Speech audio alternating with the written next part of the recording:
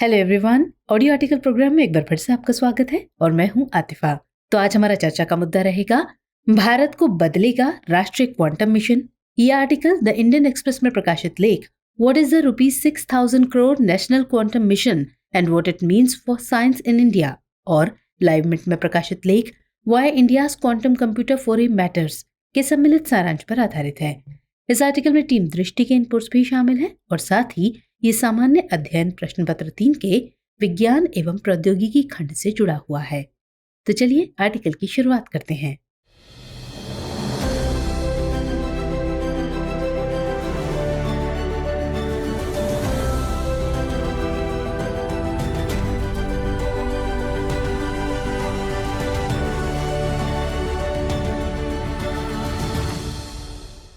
हाल के वर्षों में क्वांटम तकनीक ने अविश्वसनीय प्रगति की है और दुनिया इस क्षेत्र में तेजी से आगे बढ़ रही है। इसे देखते हुए बीते दिनों प्रधानमंत्री नरेंद्र मोदी की अध्यक्षता में केंद्रीय मंत्रिमंडल ने क्वांटम प्रौद्योगिकी में वैज्ञानिक और औद्योगिक अनुसंधान तथा विकास में सहायता के लिए 6,000 करोड़ रुपए के नेशनल क्वांटम मिशन यानी राष्ट्रीय क्वांटम मिशन को मंजूरी दी है, जिसे विज्ञान और प्रौद्योगिकी मंत्रालय के तहत विज्ञान और प्रौद्योगिकी विभाग द्वारा लागू किया जाएगा।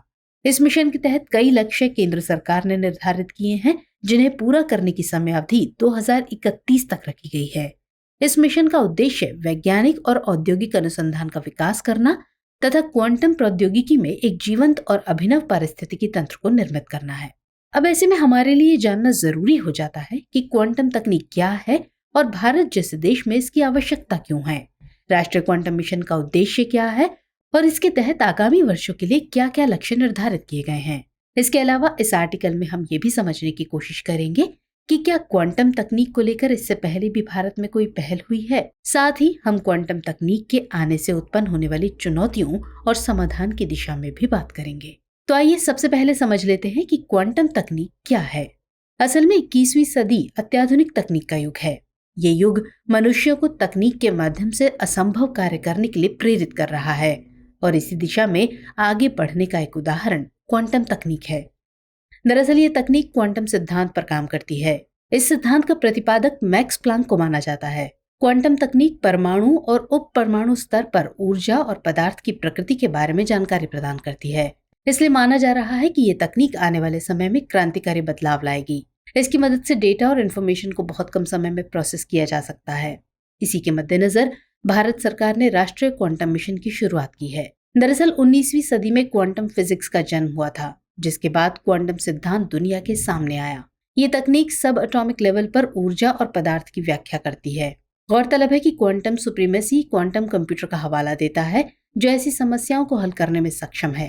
क्वांटम सुप्रीमेसी शब्द का इस्तेमाल कैलिफोर्निया इंस्टीट्यूट ऑफ टेक्नोलॉजी के प्रोफेसर जॉन प्रेस्किल ने साल 2012 में किया था। अब इसके बाद सवाल है कि भारत में इस मिशन की आवश्यकता क्यों है।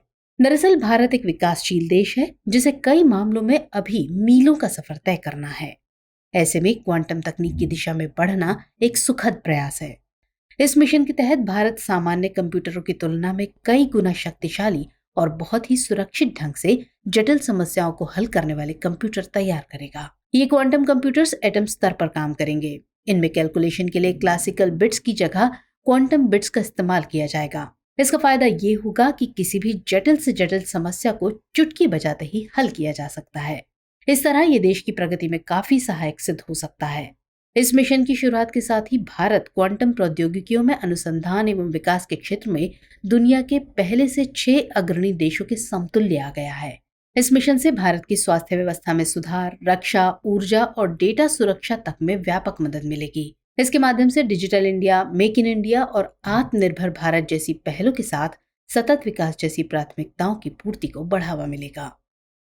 चूंकि क्वांटम तकनीक कई चीजों की नई व्याख्याएं करने में सक्षम है, इसलिए तकनीक चिकित्सा और क्वांटम साइंस के क्षेत्र में बेहद उपयोगी साबित हो सकती है।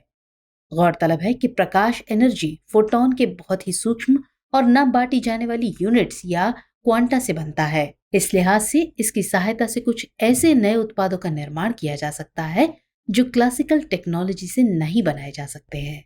इतना ही नहीं, क्वांटम कंप्यूटिंग में कई समानांतर गणनाओं को एक साथ हल किया जा सकता है। तो ऐसे में ये मिशन भारत के लिए आगामी समय में एक वरदान साबित हो सकता है। और इसकी मदद से भारत कई क्षेत्रों में दुनिया के सामने अपना लोहा मनवा सकता है। तो चलिए इसके बाद ये जानते हैं कि क्या राष्ट्रीय क्वांटम मिशन से पहले इस दिशा में कोई पहल हुई है। तो केंद्र सरकार ने 19 अप्रैल 2023 को वैज्ञानिक और औद्योगिक शोध एवं विकास कार्यों को मदद पहुंचाने के लिए भले ही क्वांटम मिशन का विधिवत ऐलान किया है, लेकिन इससे पहले भी देश में इस दिशा में पहल होती रही है। देश के भीतर पहली बार साल 2018 में क्वांटम मिशन की शुरुआत हुई थी। तब department of science and technology ने क्वांटम कंप्यूटिंग से जुड़े एक प्रोजेक्ट का प्रस्ताव पेश किया था, जिसे क्वेस्ट यानी quantum enabled science and technology कार्यक्रम के नाम से जाना जाता है। ये कार्यक्रम interdisciplinary cyber physical systems division के तहत आता है। जनवरी 2019 में क्वेस्ट प्रोग्राम की पहली बैठक हैदराबाद में international institute of information technology में हुई थी। इसमें करीब 50 प्रतिनिधियों ने हिस्सा लिया था, जिनमें से ज्यादातर का नाता क्वांटम फिजिक्स से था। वहीं साल 2020 के बजट भाषण में केंद्रीय वित्त मंत्री ने देश में क्वांटम उद्योग को मजबूत करने के लिए 5 वर्षों में 8,000 करोड़ रुपए के कुल व्यय के साथ NMQTA यानी national mission for quantum technologies and application की घोषणा की थी। इसके अलावा अक्टूबर 2021 में सरकार ने C.DOT की क्वांटम कम्युनिकेशन लैब का भी उद्घाटन किया था और स्वदेशी रूप से विकसित क्वांटम की डिस्ट्रीब्यूशन समाधान का भी अनावरण किया था। चलिए अब इस मिशन के उद्देश्य के बारे में जान लेते हैं। तो इस मिशन का मकसद मिशन सुपर कंप्यूटिंग और फोटोनिक तकनीक जैसे विभिन्न प्लेटफॉर्म्स का उपयोग करके 8 सालों में 50 से 1000 भौतिक क्यूबिट्स की क्षमता वाले मध्यवर्ती स्तर के क्वांटम कंप्यूटर विकसित करना है। इसके अलावा इसके उद्देश्यों में क्वांटम संचार और क्रिप्टोग्राफी के विकास के साथ क्वांटम संवर्धित और प्रेरित तकनीक का विकास करना शामिल है। इसके साथ ही ये मिशन उन्नत गणितीय क्वांटम तकनीकी, एल्गोरिदम और क्वांटम सूचना प्रणाली के विकास की दिशा में भी काम करेगा। भारत में क्वांटम तकनीकी के विकास के साथ कंप्यूटिंग, संचार, साइबर सुरक्षा और इंक्रिप्शन के नए रास्ते खुलेंगे। साथ ही अनुमान लगाया जा रहा है कि इस क्षेत्र के विकास से बहुत सारे व्यावसायिक अनुप्रयोग भी सामने आएंगे। तो इस तरह ये मिशन क्वांटम टेक्नोलॉजी आधारित आर्थिक विकास और भारत को इस क्षेत्र में अग्रणी राष्ट्र बनाने में भी सहयोग करेगा। गौरतलब है कि इस मिशन के तहत आगामी समय में अनगिनत कार्य किए जाने निर्धारित किए गए हैं। इस मिशन के तहत 3000 किलोमीटर की सीमा में सैटेलाइट आधारित सुरक्षित क्वांटम कम्युनिकेशन सिस्टम तैयार किया जाएगा। इसके साथ ही 2000 किलोमीटर से ज्यादा दूरी वाले भारतीय शहरों के बीच क्वांटम कम्युनिकेशन लाइन बनेगी, जो दूरियों को मिटाकर संवाद को सरल बनाने का काम करेगी। इसके साथ ही क्वांटम प्रौद्योगिकी के क्षेत्र में शीर्ष शैक्षणिक और राष्ट्रीय अनुसंधान एवं विकास संस्थानों में 4 टी हब्स यानी थीमेटिक हब स्थापित किए जाएंगे। इसमें क्वांटम गणना, क्वांटम संचार, क्वांटम सेंसिंग और मेट्रोलॉजी यानी माप विद्या के अलावा क्वांटम सामग्री और उपकरण शामिल हैं। चलिए अब इस सब के बाद एक नजर क्वांटम तकनीक से उभरने वाली चुनौतियों पर डाल लेते हैं। तो भले ही इस मिशन की शुरुआत के साथ भारत दुनिया के उन चुनिंदा देशों की फहरिस्त में शामिल हो गया है जो क्वांटम तकनीक में अग्रणी हैं, लेकिन इस तकनीक से जुड़ी कई चुनौतियों से भी हमें आगामी समय में रूबरू होना पड़ेगा। इस दिशा में सबसे बड़ी चुनौती जटिलता के साथ देश की आर्थिक स्थिति है। दरअसल भारत का एक बड़ा तबका अभी भी गरीबी रेखा से नीचे है और इनमें से ज्यादातर बेहतर शिक्षा से अभी भी दूर हैं, और जिनकी पहुंच उच्च और तकनीकी शिक्षा तक है वो भी पूर्णतः ऐसी तकनीकों के बारे में विशेष जानकारी नहीं रखते हैं। तो ऐसे में कुशल व्यक्तियों को ढूंढना इस मिशन के लिए सबसे बड़ी चुनौती होगी। इसके अलावा ये तकनीक पर्यावरणीय हस्तक्षेप जैसे तापमान परिवर्तन, चुंबकीय क्षेत्र और कंपन के प्रति अत्यधिक संवेदनशील है। ऐसे में ये कारक इस मिशन के लिए एक रुकावट बन सकता है। इतना ही नहीं, क्वांटम तकनीक के प्रयोग के साथ आचार नीति और नैतिकता से जुड़ी भी चुनौती है। दरअसल ये तकनीक काफी व्यापक स्तर पर निगरानी करने में सक्षम है। ऐसे में आम नागरिकों की निजता भी इससे प्रभावित हो सकती है। क्वांटम तकनीक आ जाने से साइबर जैसे हमले भी बढ़ सकते हैं। इसलिए देश की सुरक्षा और सूचनाओं के लीक होने जैसी चुनौती भारत के लिए चिंताजनक हो सकती है।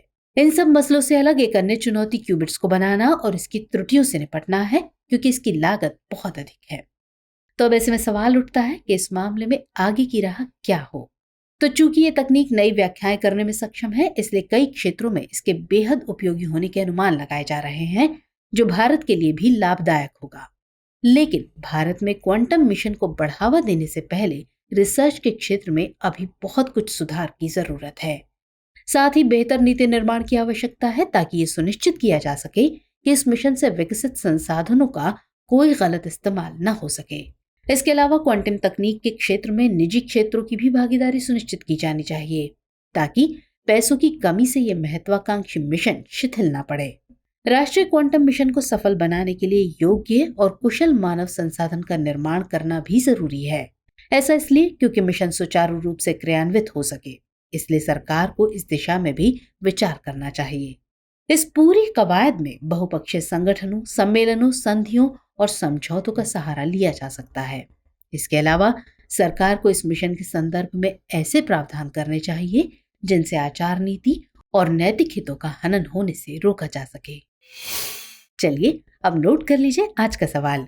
राष्ट्रीय क्वांटम मिशन क्या है? ये भारत के विकास और उन्नति में कैसे सहायक सिद्ध हो सकता है? तर्कपूर्ण विवेचना कीजिए। तो आज के एपिसोड में इतना ही। हमारा एपिसोड आपको कैसा लगा कमेंट सेक्शन में जरूर बताइएगा। तो चलिए मुलाकात होगी अगले एपिसोड में किसी और खास विषय के साथ। तब तक के लिए जय हिंद।